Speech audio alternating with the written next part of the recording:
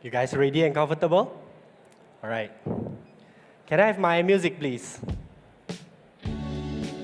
Right, let's go. Time. A plant never stops growing. Slowly, yet consistently. And I take inspiration from this, choosing to grow comfortably at my own pace. Along this journey, I began looking inward, trying to truly understand who I am. At my core, I'm competitive and persistent. And those traits are what brought me into this competition in the first place. Hello, I'm Chen, and today I want to take you on my personal journey of growth. Just like a plant, where it all starts from a seed. From that seed, it sprouts, and eventually it blossoms. Now, through this journey, we'll discover how I accept who I am through your espresso course, to how I adapt through your milk course, and how I eventually contribute back through my signature course. Now, every journey has a starting point. For me, it began through competition, where each routine became a stepping stone in shaping my understanding and confidence as a barista. To me, growth is never achieved alone. The people I've worked with show me my potential that I couldn't see in myself and constantly push me to be better. Through them, I've learned that acceptance starts by recognizing my strength. And with that in mind, I'm now extracting the espresso for my signature course. And I'll be rapidly chilling it down with the metal ice cube to retain its flavor structure, which will form the foundation for what follows.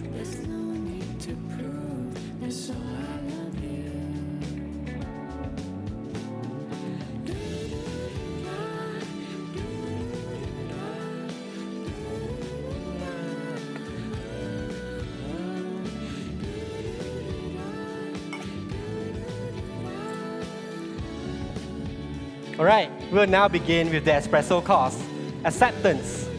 To express that, my coffee today is a natural processed Panamanian geisha from Los Alpes, produced by the Jensen family.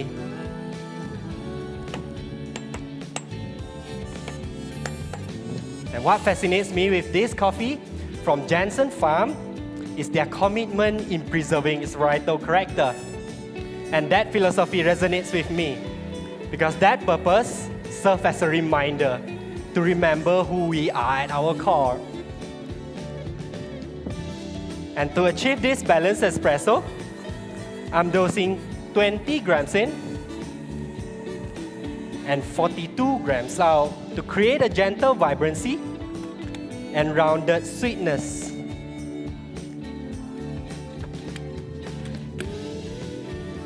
Would you please note this down?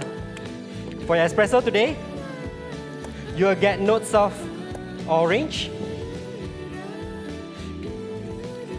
cherry, and grape. It is medium in weight that holds a smooth and velvety texture.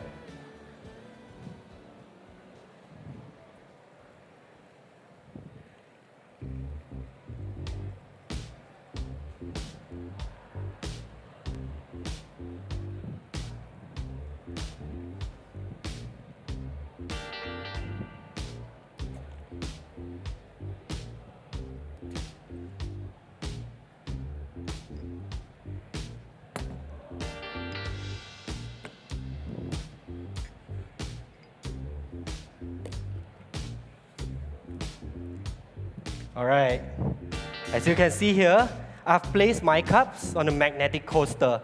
These two create a subtle interaction with the water structure, helping to align its molecule to create a smoother and balanced texture for your espresso, just like the environment around a plant. This does not change the core of the espresso, but simply creates the condition for it to best express itself.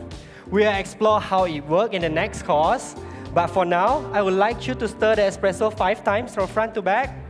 and place the used spoon into the cup on your right. You may now enjoy all yours.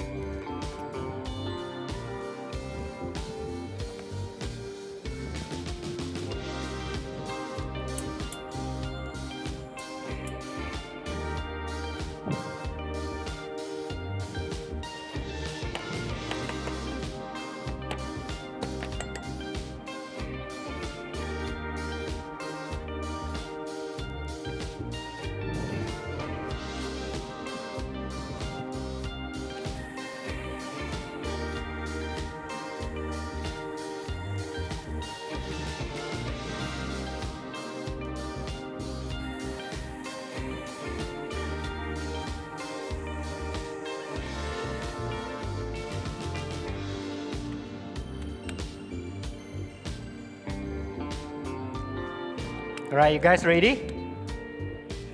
Great. Accepting who I am at my core helps me adapt better to my environment in both my decision making and the way I respond to change.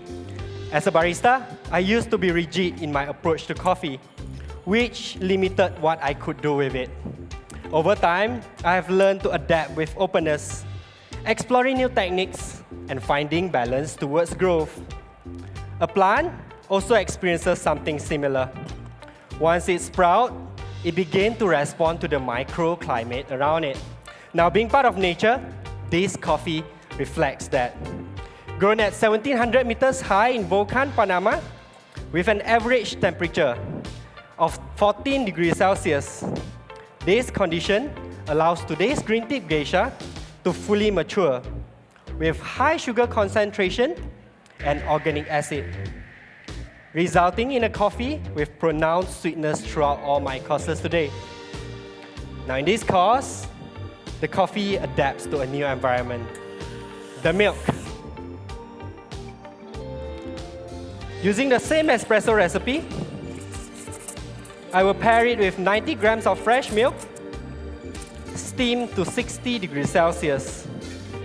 With this combination, you will experience new notes of orange cream, honey, and milk tea. It has a creamy and velvety texture.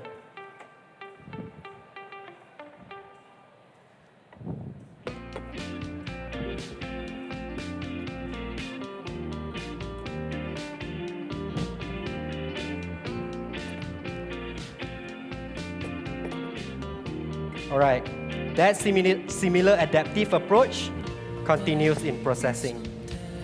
The cherries are dried through the Jansen X system, a darkroom drying where the temperature, humidity, and airflow are carefully controlled over 11 days.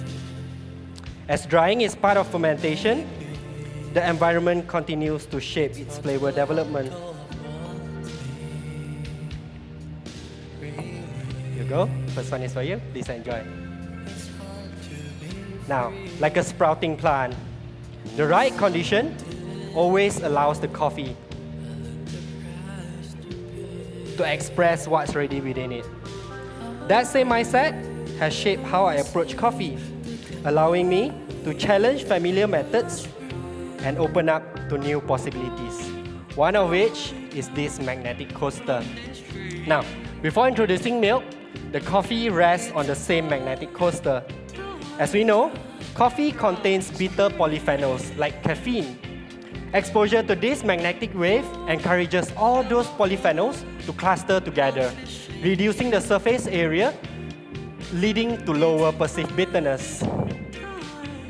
This also allows the coffee's natural sweetness to come through.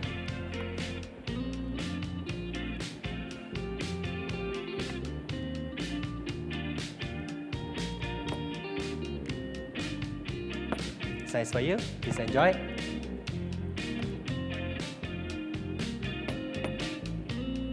Now, through this course, I've learned that adaptation isn't about abandoning what we know, but it's about staying open to what we yet to discover. The result is a smooth and velvety cup that combines the coffee and milk together in harmony. Please enjoy.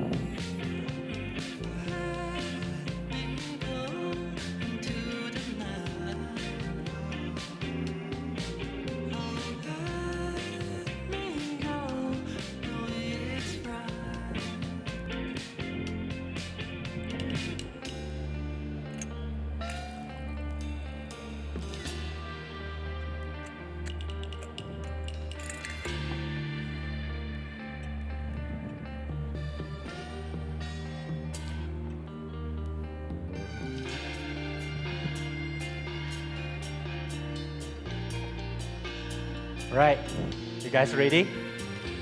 As a plant grows, its continuous interaction with its environment quietly shapes its journey. Eventually, it reaches a stage where it blossoms, bears fruit, and gives back to its ecosystem. Now, working with this coffee has also shifted my role from controlling the outcome to guiding it. In the same way, I give back to my community through the coffee experiences I create, reflected in this signature beverage across 3 stages: the seed, sprout, and blossom. Now, the espresso represents the seed in this drink's journey. In nature, a seed holds a complete identity of everything it can become, represented by these 4 chill shots, pulled and magnetized earlier using the same espresso recipe. Now, the sprout represents growth through its environment. To represent that, I've created an Ulam Raja shrub. I blanched 50 grams of Ulam Raja to preserve its vibrant aroma while softening the bitter qualities. Then, blended with 250 grams of grapefruit juice with 125 grams of sugar. Strain it into a clean, citrus, herbaceous syrup. This keeps the fresh character of Ulam Raja vibrant and expressive, while grapefruit adds brightness that complements the coffee citrus profile. I'll be adding 24 grams of this, contributing to the mangosteen notes in your drink. Now, at the blossom stage, the plant begins to give back to its ecosystem, first through flowering before it bears fruit. This inspired my aromatic infusion. To prepare that, I combine 4 grams of each sandalwood and juniper berries with 20 grams of kalulut honey, sous vide at 70 degrees Celsius with 150 grams of water for 45 minutes to create delicate floral notes, mirroring a blooming flowers. I'll be adding 100 grams of this aromatic infusion, which will contribute to the pink guava notes in your drink. Now, I'll be blending all of these ingredients together.